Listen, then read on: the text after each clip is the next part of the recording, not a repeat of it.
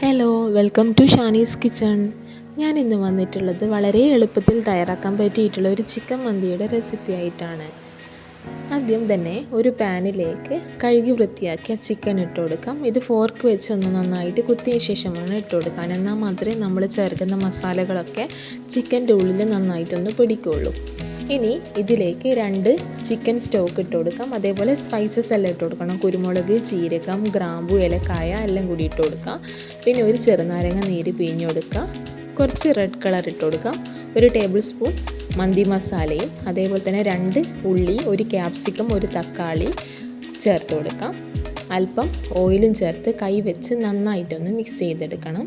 ഉപ്പ് കുറവാണെന്ന് തോന്നിയിട്ടുണ്ടെങ്കിൽ കുറച്ച് ഉപ്പും കൂടി ചേർത്ത് കൊടുക്കാം. കുറച്ചുകൂടി ഓയിൽ ഒഴിച്ചതിന് ശേഷം നമുക്കിത് 1 മണിക്കൂർ റെസ്റ്റ് ചെയ്യാൻ വേണ്ടി മാറ്റി വെക്കാം. അതായത് മസാലകളൊക്കെ നന്നായിട്ട് പിടിച്ചു വരാൻ വേണ്ടിയിട്ടാണ് നമ്മൾ ഇതുപോലെ ചെയ്തിട്ടുള്ളത്. ഇനി ഇതൊരു അടുപ്പിൽ വെച്ച് കൊടുക്കാം. എന്നിട്ട് ചെറിയ സിമ്മിലാക്കിയിട്ട് വെച്ച് കൊടുക്കണം. അതായത് ചിക്കൻ വെന്ത് വരുന്നത് വരെ നമുക്ക് 2 സൈഡും വെന്ത് വരുന്നത് വരെ വെയിറ്റ് ചെയ്യാം. ആദ്യം ഒരു സൈഡ് വെന്ത് വന്നതിന് ശേഷം ഒന്ന് തിരിച്ചിട്ട് കൊടുക്കാം. കൂടുതൽ മസാലകളൊന്നും ചേർക്കാത്തൊരു മന്തിയാണിത്. അതുകൊണ്ട് തന്നെ ഇതിന് നല്ല ടേസ്റ്റാണ്. മറ്റ് മന്തി റെസിപ്പിയിൽ നിന്നുള്ള ഇത് വ്യത്യസ്തമായിട്ടുള്ളത് തന്നെ അതുകൊണ്ട് തന്നെയാണ്. ഈ മന്തി അതായത് യഥാർത്ഥ മന്തിയുടെ അതേ ടേസ്റ്റ് കിട്ടും നമുക്ക്. കൂടുതൽ മസാല ചേർക്കുന്നത് കൊണ്ട് നമ്മൾ മന്തീൻ്റെ ടേസ്റ്റ് കുറയാമെന്ന് ചെയ്യാം. ഇനി 2 സൈഡും നന്നായി വെന്ത് വന്നതിന് ശേഷം നമുക്കിതിലേക്ക് ചോറിട്ട് കൊടുക്കാം. ചോറ് നമ്മൾ സാധാരണ ചെയ്യുന്ന പോലെ തന്നെ ബസ്മതി റൈസ് സോക്ക് ചെയ്ത് വെച്ചിട്ട് സാധാരണ ചോറ് വെക്കുന്നത് പോലെ തന്നെ സ്പൈസസ് എല്ലാം ഇട്ട് ചോറ് വെച്ചിട്ടുണ്ടായിരുന്നു.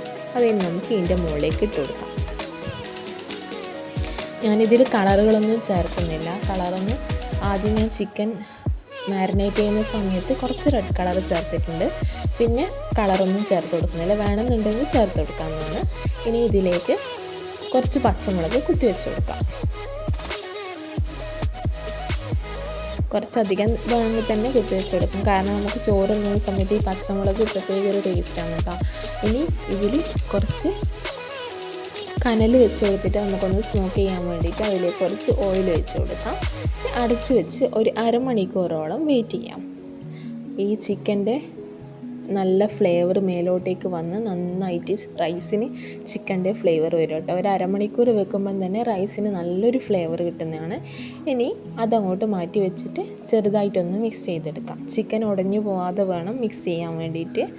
ചെറുതായിട്ടൊന്ന് മിക്സ് ചെയ്ത് കൊടുക്കാം. എല്ലാവരും ഒന്ന് ട്രൈ ചെയ്ത് നോക്കാം കേട്ടോ ഈ ഒരു റെസിപ്പി. കാരണം ഈ മസാല കുറവുള്ളത് കൊണ്ട് തന്നെ ഇതിന് വളരെ ടേസ്റ്റിയാണ്. ചിക്കൻ്റെ അതായ ഫ്ലേവർ റൈസിൽ നന്നായിട്ട് ഇറങ്ങിയിട്ടുണ്ട്. കുറച്ച് സമയം ഒരു 10 മിനിറ്റ് മിക്സ് ചെയ്തതിന് ശേഷം അടച്ച് വെച്ച് കൊടുക്കുകയും ചെയ്യാം. ഇതുവരെ എൻ്റെ ചാനൽ സബ്സ്ക്രൈബ് ചെയ്യാത്തവരൊന്ന് സബ്സ്ക്രൈബ് ചെയ്ത് സപ്പോർട്ട് ചെയ്യണേ. പിന്നെ കമൻറ്റ് ചെയ്യാനും മറക്കല്ലേ. എല്ലാവരും ഒന്ന് ഇത് ട്രൈ ചെയ്ത് നോക്കുക കേട്ടോ. മറ്റ് റെസിപ്പിയിൽ നിന്നൊക്കെ വ്യത്യസ്തമെന്ന് പറയുന്നതുകൊണ്ട് തന്നെ ഞാൻ ചെയ്തിട്ടുള്ള റെസിപ്പിയിൽ നിന്നൊക്കെ എനിക്ക് തോന്നിയിട്ടുള്ളത് ഈ ഒരു റെസിപ്പിയാണ് കേട്ടോ. അപ്പോൾ അടിപൊളി മന്തി നമ്മൾ റെഡി ആയിട്ടുണ്ട്. ഇനി നന്നായിട്ടൊന്ന് കഴിച്ച് നോക്കാം. നല്ല ഫ്ലേവറാണ് ഈ ചോറിന് കേട്ടോ. ഒന്ന് ട്രൈ ചെയ്ത് നോക്ക്. ഇതിന് മയോണൈസൊന്നും വേണം തന്നെ ഇല്ല. ഈ ചോറ് തന്നെ കഴിക്കാൻ ഭയങ്കര ടേസ്റ്റിയാണ്. വളരെ എളുപ്പത്തിൽ ചെയ്യാൻ പറ്റിയതാണ്. അതുകൊണ്ട് എല്ലാവരും ഒന്ന് ട്രൈ ചെയ്ത് നോക്കുക. ഫീഡ്ബാക്ക് കമൻറ്റായിട്ട് അറിയിക്കാൻ മറക്കല്ലേ.